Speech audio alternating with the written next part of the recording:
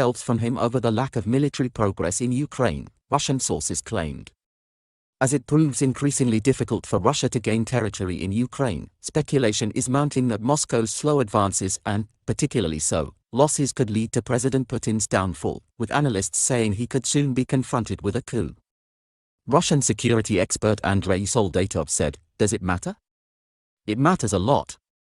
This is the very first time the Siloviki, officers of the Federal Security Service, FSB, are putting distance between themselves and the president. This, Mr. Soldatov argued, opens up all sorts of possibilities." He told the Center for European Policy Analysis, CEPA, the Russian president has been bracing for a coup for some weeks as he has faced fierce criticism over his special operation in Ukraine and he has purged around 150 of his spies over the constant failures. His comments echo those of Dr. Muraviv, Associate Professor of National Security and Strategic Studies at Curtin University, Australia, who said the false narrative, the Russians are going there as liberators rather than the invaders, is backfiring. He told Sky News Australia, "I think that there have been tensions between Russia and the intelligence community and Russia's President Vladimir Putin. I think that sort of false narrative was presented to them by the Supreme Commander-in-Chief, and when it fired back when the Russians began taking heavy casualties, Putin began quietly blaming the security services." On Monday, the UK's Ministry of Defence, MOD, said more than a quarter of the 120 battalion units the regime committed to Ukraine have now been rendered combat ineffective, a figure which represents about 65% of the Kremlin's entire ground combat strength. The MOD claimed, some of Russia's most elite units, including the VDV airborne forces, have suffered the highest levels of attrition. It will probably take years for Russia to reconstitute these forces. Ukraine's defense ministry, meanwhile, said Moscow's forces have lost 23,800 soldiers, 1,048 tanks, 2,519 armored personnel carriers, 459 artillery systems, 194 aircraft and 84 cruise missiles. Adding to the loss of equipment and troops are Putin's generals and other high-ranking officers, among which there has been a bizarrely high volume of deaths.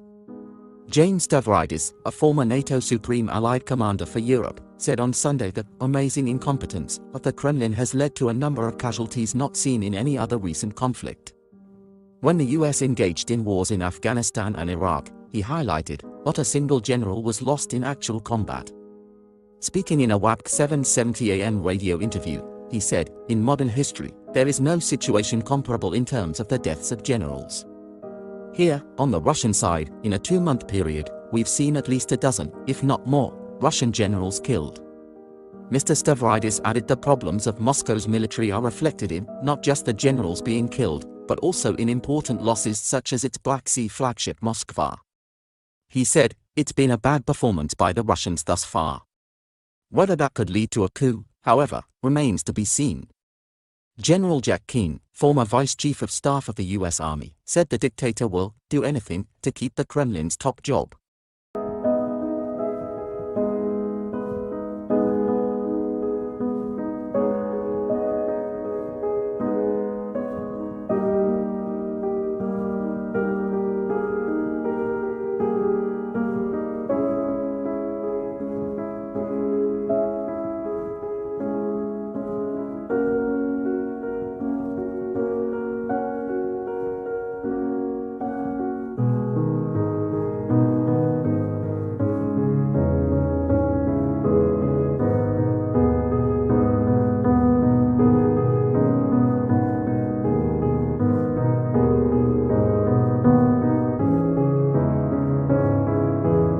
He said, "He's all about staying in power.